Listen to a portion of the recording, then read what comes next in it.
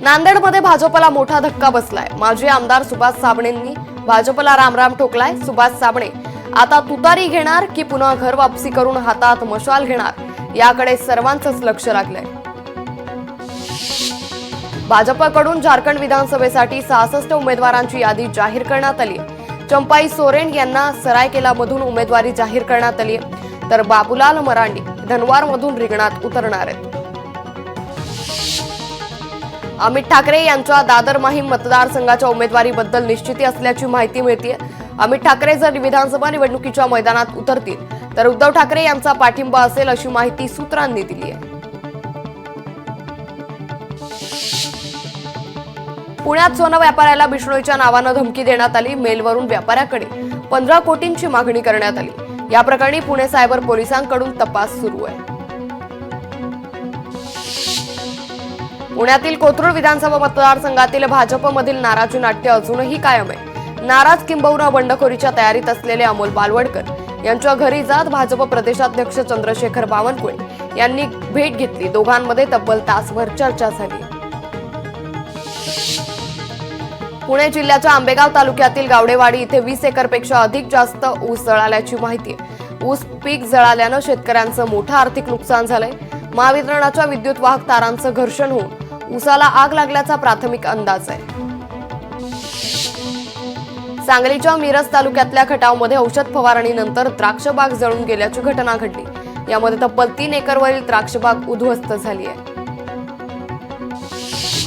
परभणीतील भाजप आमदार मेघना बोर्डीकरांना मोठा धक्का बसलाय। भाजप तालुकाध्यक्ष आणि मेघना बोर्डीकरांचे कट्टर समर्थक विनोद राठोड यांनी शरद पवारांच्या राष्ट्रवादीत प्रवेश केलाय।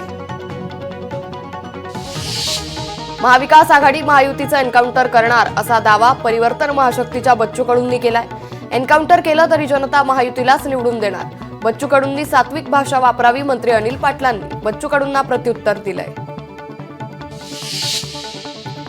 यशवंत गोसावी यांची राष्ट्रवादी काँग्रेस पक्षाचे प्रदेश सरचिटणीस म्हणून निवड करण्यात आली। सामान्य शेतकरी कुटुंबातील मुलाला इतकी मोठी संधी दिल्याबद्दल सर्वत्र कौतुक केलं जात आहे। मराठवाड्यातील सर्व 46 जागा लढण्याबाबत राष्ट्रीय समाज पक्षानं पूर्वतयारी केली। इच्छुक उमेदवारांच्या मुलाखती पार पडल्याची माहिती रासपचे मराठवाडा अध्यक्ष प्राध्यापक विष्णू गोरे यांनी लातूरात दिली। भाजपचे माजी आमदार भीमराव धोंडेंनी बीडमधील आष्टी शहरात मोठं शक्ती प्रदर्शन केले। यावेळी हजारो कार्यकर्ते आणि मतदारांनी रॅलीत सहभाग घेतला होता। यावेळी भावी आमदार भीमराव धोंडे असे पोस्टर आणि फलक देखील कार्यकर्त्यांनी रॅलीत झळकावले।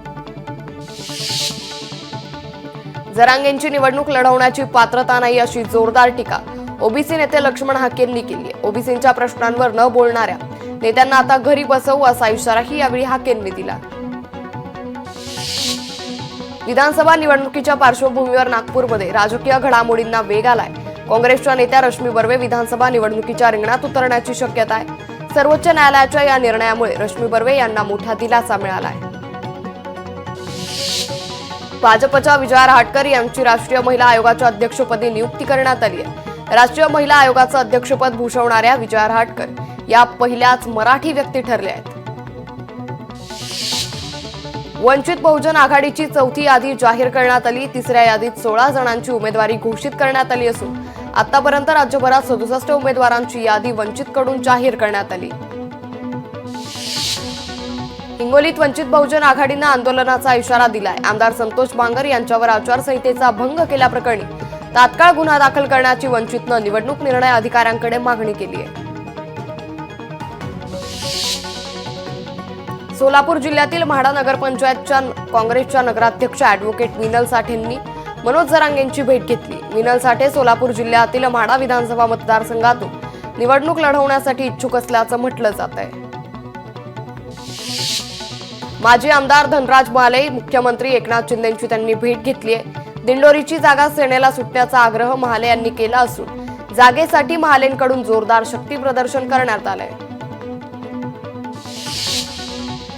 सोलापूर जिल्ह्यातील माळशिरस मतदारसंघात भाजपमध्ये धुसफूस सुरू आहे। स्थानिक भाजप नेत्याला संधी देण्याची मागणी भाजप पदाधिकाऱ्यांनी आणि कार्यकर्त्यांनी केली आहे। किशोर सूळ यांना माळशिरसमधून संधी देण्याची मागणी केली आहे। सोलापूर दक्षिण मतदारसंघात भाजपमध्ये अंतर्गत वाद सुरू आहे. आमदार सुभाष देशमुखांच्या उमेदवारीला पक्षातूनच विरोध केला जातोय. सुभाष देशमुखांना उमेदवारी दिल्यास कार्यकर्त्यांकडून बंडखोरीचा इशारा देण्यात आलाय. मराठा आरक्षणावरून रमेश केरे पाटलांनी शरद पवारांवर हल्लाबोल केलाय. पवार आरक्षणाचे खरे मारेकरी असल्याचा आरोप त्यांनी शरद पवारांवर केलाय. शिवसेनेचे नेते बबन घोलप यांनी शरद पवारांची भेट घेतली. योगेश घोलपांच्या उमेदवारीसाठी भेट घेतल्याची माहिती आहे. मुंबईतील वायबी चव्हाण सेंटर इथे भेट घेतली.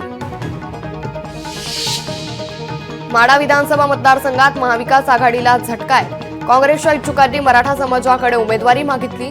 मिनल साठे म्हाडा मतदारसंघातून लढण्यास इच्छुक आहेत. महायुतीनं राज्यातील जनतेला महादुःखी केलं. अखिलेश यादव यांनी सरकारवर हल्लाबोल केलाय. विधानसभेत महाविकास आघाडीचा विजय होईल असा विश्वास अखिलेश यादव यांनी धुळ्यात व्यक्त केलाय. मतदान प्रक्रियेवरील नागरिकांचा विश्वास वृद्धिंगत करण्यासाठी काम करण्याचे निर्देश विभागीय आयुक्त दिलीप गावडेंनी सर्व नोडल अधिकाऱ्यांना दिले. जिल्हाधिकारी कार्यालयात भेट देऊन विधानसभा निवडणुकीसाठी जिल्हा प्रशासनानं केलेल्या तयारीचा त्यांनी आढावा घेतला. महाविकास आघाडीचा जागा वाटपाचा तिढा अंतिम टप्प्यात असताना विदर्भातील काही जागांवरून उद्धव बाळासाहेब ठाकरे यांची शिवसेना आणि काँग्रेस पक्षात वाद सुरू आहे. दक्षिण नागपूरची जागेवर उद्धव बाळासाहेब ठाकरे पक्ष आग्रही असल्यानं काँग्रेसच्या स्थानिक कार्यकर्त्यांची नाराजी दिसून येते. पुण्यातील कसबा मतदारसंघातून पुन्हा एकदा रवींद्र धंगेकरांनाच उमेदवारी मिळणार हे जवळजवळ निश्चित झालंय. असं असताना पक्षातील इतर इच्छुकांकडून मात्र उघड नाराजी व्यक्त होते. ऐन विधानसभा निवडणुकीच्या तोंडावर संगमनेर तालुक्यातील काँग्रेस कार्यकर्त्यांनी भाजपमध्ये प्रवेश केलाय. काँग्रेस नेते बाळासाहेब थोरात यांनी युवा जनसंवाद यात्रेची सुरुवात ज्या पेमगिरी गावातून केली तिथूनच काँग्रेस कार्यकर्त्यांनी भाजपमध्ये प्रवेश केलाय. संजय राऊत नाना पटोलेंमध्ये कोणतेही मतभेद नाही असं स्पष्टीकरण रमेश चेन्नीथलांनी केलंय. जागा वाटपाबाबत पटोले राऊत जयंत पाटील चर्चा करतील असंही चेन्नीथला म्हणाले. जळगावच्या पारोळा इथं शिवसेना आमदार चिमणराव पाटील यांच्या हस्ते महायुतीच्या रिपोर्ट कार्डचं प्रकाशन करण्यात आलं. राज्यात तसंच वेगवेगळ्या मतदारसंघामध्ये महायुतीनं केलेल्या कामांचा लेखाजोखा रिपोर्ट या कार्डमध्ये मांडण्यात आलाय. सांगलीच्या आटपाडीत ओढ्याच्या पाण्यात 500 रुपयांच्या नोटा वाहून आल्याचा प्रकार समोर आलाय. आठवडी बाजारासाठी आलेल्या लोकांना या नोटा मिळाल्या असून नोटा गोळा करण्यासाठी नागरिकांनी मोठी गर्दी केली.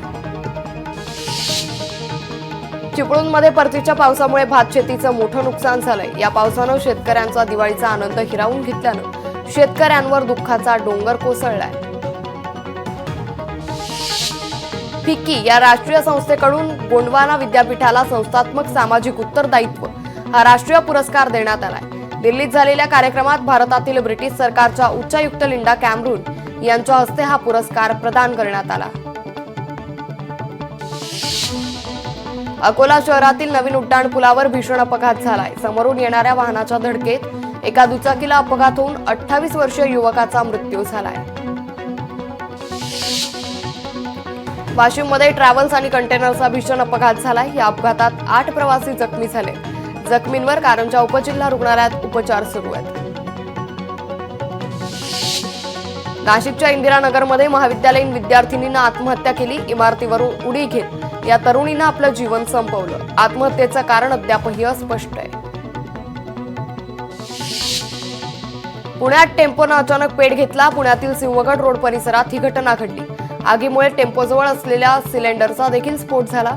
सुदैवानं यात कुठलीही जीवितहानी झाली नाही. मुळशी तालुक्यात चोरीच्या घटनांमध्ये वाढ होऊ लागली असून पोलिसांनी गस्त वाढवावी अशी मागणी जोर धरतीये. घोटावडे शेळकेवाडी इथं एका मेडिकल दुकानात चोरीची घटना घडली. मुळशीत अनेक चोरांच्या घटना घडत असून नागरिक त्रस्त झालेत. इस्रायलचे पंतप्रधान नेतन्याहूंच्या घरावर ड्रोन हल्ला झालाय. हिजबुल्ला संघटनेकडून पंतप्रधान नेतन्याहूंच्या घरावर हल्ला करण्यात आलाय.